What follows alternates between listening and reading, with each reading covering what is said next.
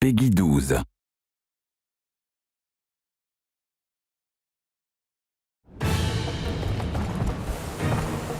In Path of Fire, we wanted to build upon the mastery system that we started with Heart of Thorns.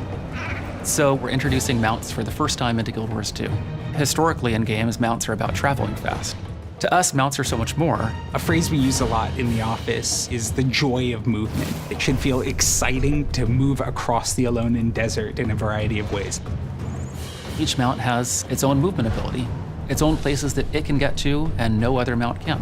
It really just kind of strengthens that feeling of exploration that we go for in our maps. Mounts are designed to be these companions that you have that are helping you traverse the world, but in addition to that, they're part of our mastery system.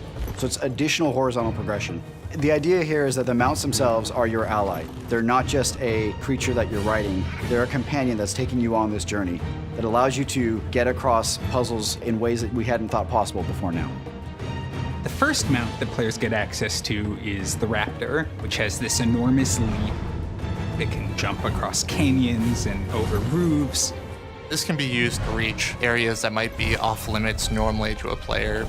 Mounts are not really intended to be a combat tool, they're more of a movement tool. But all of the mounts have a single skill that they can use to engage you into combat. The Raptor's engage skill is this tail spin. It can pull enemies together, so it's really good for starting off big fights. The next mount most players will encounter is the Springer, which is kind of like a mutant bunny or a slightly cuddlier jackalope. It has this leap that takes it up really high in the air. It's a charged up jump, and the longer that you charge it up, the higher up you'll go. And it can also be used to get access to some really fantastic stuff. The Skimmer is a really interesting mount. It's this manta-like creature with undulating wings and a strange mystical vibe. He always hovers some distance over the ground. That means he also hovers over things like water, or other things that normally would stop your motion. If you're interested in getting to the most forbidding areas, it's going to be really awesome to have the Skimmer. The Jackal is a beast all unto itself.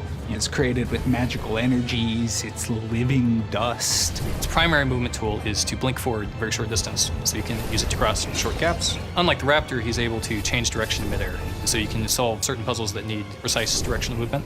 I think there'll be some really interesting things for players to do. Each mount is a tool. When you come to a space, there's different ways to get through the same places, different ways to approach.